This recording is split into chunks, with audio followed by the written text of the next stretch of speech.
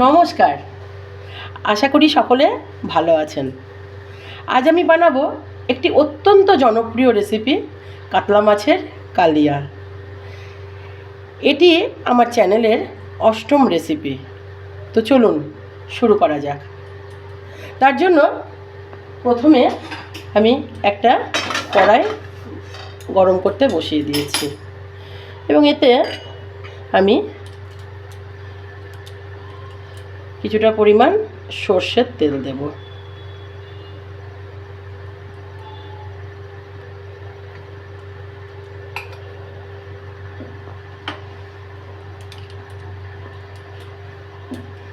তেলটা একটু গরম হোক। এদিকে আমি মাছে লবণ, হলুদ আর একটু কাঁচা তেল মাখিয়ে রেখেছি। তেলটা একটু গরম হোক।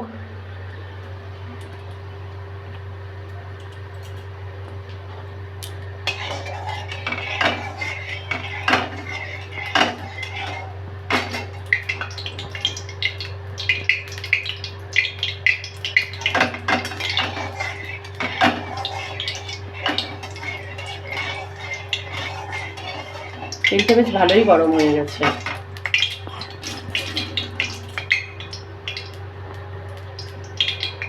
এবার আমি তেলের ওপর সামান্য একটু নুন ফেলে দেবো।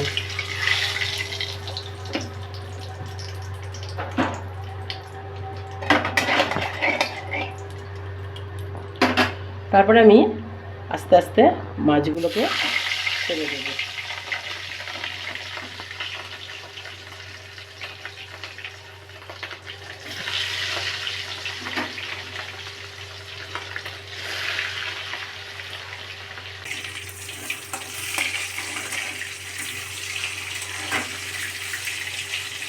মাছগুলো একটু ভালো করেই ভেজে নেবেন।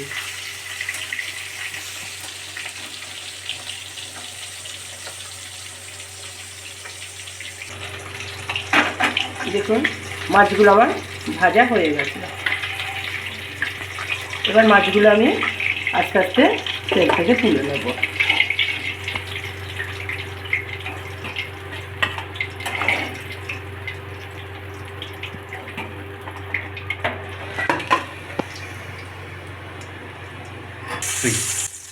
বাকি মাছটা হলো তেলের মধ্যে দিয়ে দেবো।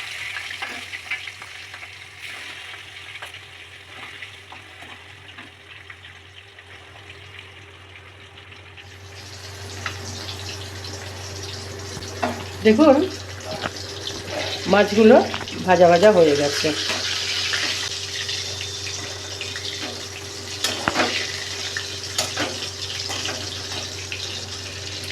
এবার আমি তেল থেকে মাছগুলো আস্তে আস্তে করে তুলে নেব।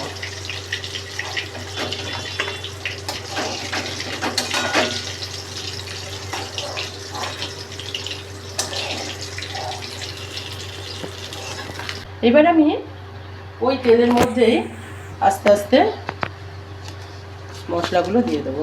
প্রথমে একটা তেজপাতা, একটু গোটা গরম মশলা, তাতে এলাচ, দারচিনি আর লবঙ্গ, সামান্য একটু কালো জিরে।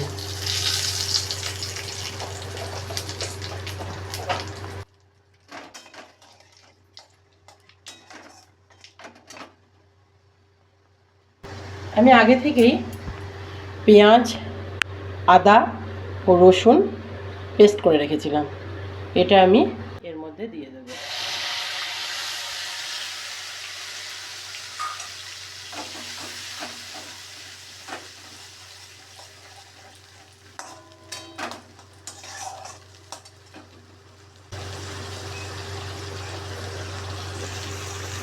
এরপর আমি এর মধ্যে দুটো টমেটো পিউরি করে রেখেছিলাম, সেটাও দিয়ে দিলাম।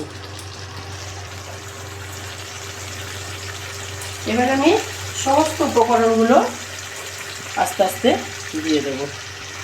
প্রথমে হলুদ,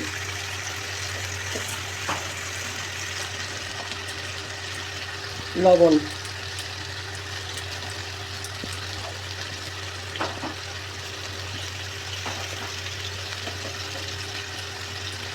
লঙ্কার গুঁড়ো। লঙ্কার গুঁড়োটা যে যেমন খান সেরকম দেবেন। যদি কেউ শুকনো লঙ্কার গুঁড়ো না খান দেবেন না, কাঁচা লঙ্কা দেবেন।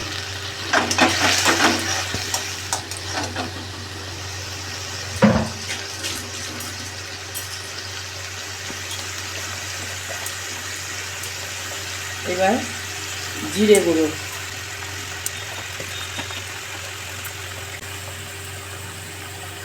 ধনে গুঁড়ো,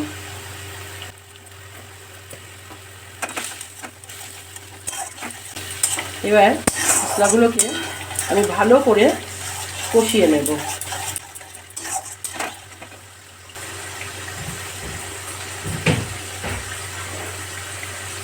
এতে একটু কাশ্মীরি লঙ্কার গুঁড়ো দেওয়া যেতে পারে, এটা অপশনাল, একটু কালারের জন্য দিলাম।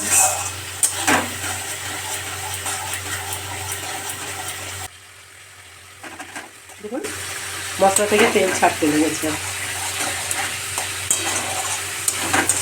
আর একটু হবে।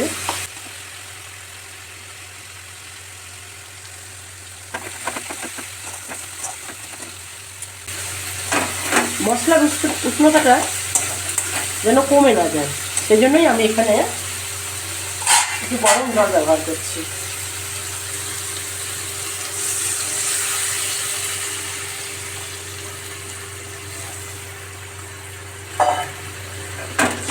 যে যেমন ঝোল খাবেন সে সেরকম দেবেন।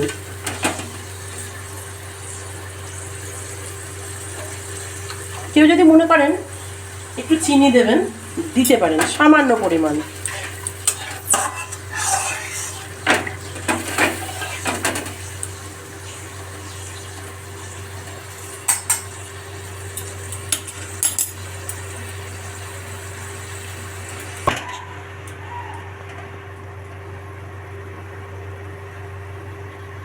দেখুন ঝোলটা বেশ ভালোই ফুটে উঠেছে। এবার আমি একে একে মাছগুলো দিয়ে দেব।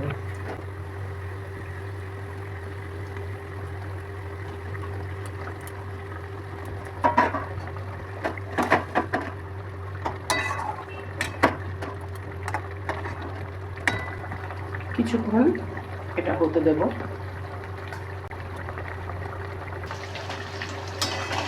দেখুন মাছটা প্রায় আমার শেষের দিকে, আর সামান্যই কাজ বাকি। এর মধ্যে আমি একটু কসুরি মেথি দিয়ে দেবো, সামান্য সামান্যই দিলাম, কিন্তু একদম সামান্য।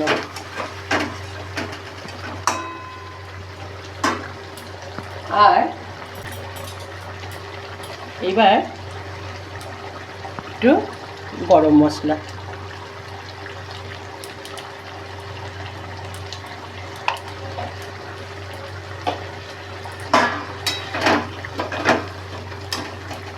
এবার আমি উপর থেকে একটু ধনেপাতা ছড়িয়ে দিলাম।